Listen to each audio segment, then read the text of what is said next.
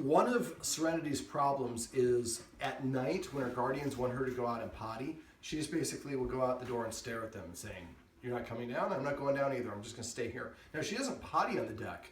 She just doesn't go down. So what I want to do is I want to create a positive association, use positive reinforcement to teach her that going down to the yard is a good thing. So what I've done is I've got the Tricky Trainer, as if you follow me online, you know I like using Tricky Trainer liver flavored, and she really likes them. So what I've done outside is I've put a trail of Tricky Trainers that lead to the yard. So what I'm going to do is I'm going to point out the first one, and I arrange them in such a way that once she's looking at the first one, she's going to see the second one. When she goes to the second one, she's going to see the third one, and then going down the stairs, she's going to see them. So each step she takes getting closer to the yard, she's going to hear, or she's going to get a positive reinforcer.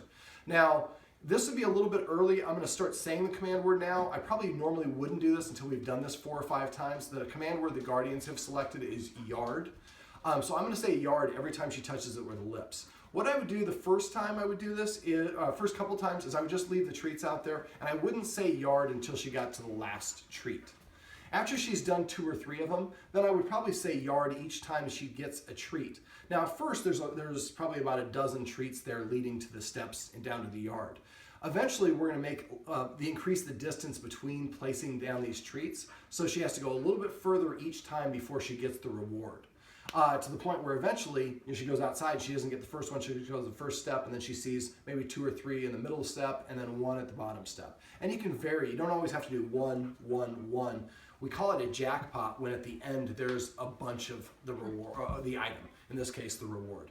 So we're going to see how she does on this one. I'm going to open the door, I'm going to let her out, and I'm going to point out the first one, and then I'm going to have the camera person follow behind me and kind of make sure you're showing, kind of go a little bit slow and maybe a little bit low so you can spot her. Just follow her as she's going, but keep her enough distance so that everyone at home can watch. All right, so the first treat is just right over there. So I'm going to go over here first. So I don't want her to go, there we go. This is what I meant, we talked about earlier off camera, not letting her just race out. Wait.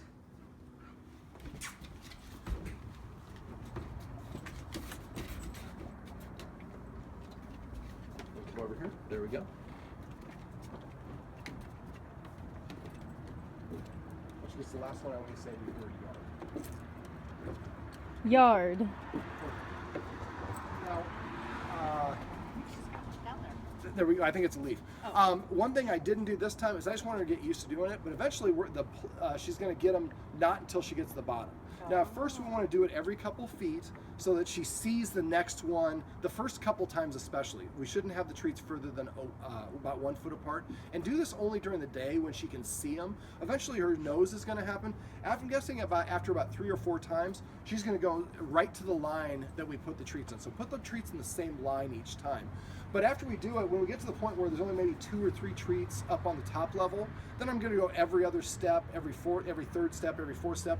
When I get to the point where I'm only doing maybe 1 treat here, 1 treat in the middle step, then I would put about 3 or 4 treats at the bottom, on the last, not on the last step, but on the actual ground thing.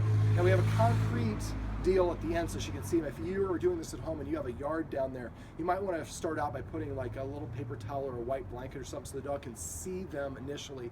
But after they've done it 3 or 4 times, they're just going to do this automatically. You open the door, they're going to go on that treasure hunt looking for those treats. And that's why we say the word yard. So eventually we can say yard and the dog just goes down to the yard expecting to get the treats. This is how we can use positive reinforcement to give the dog a motivation to go into the yard on command.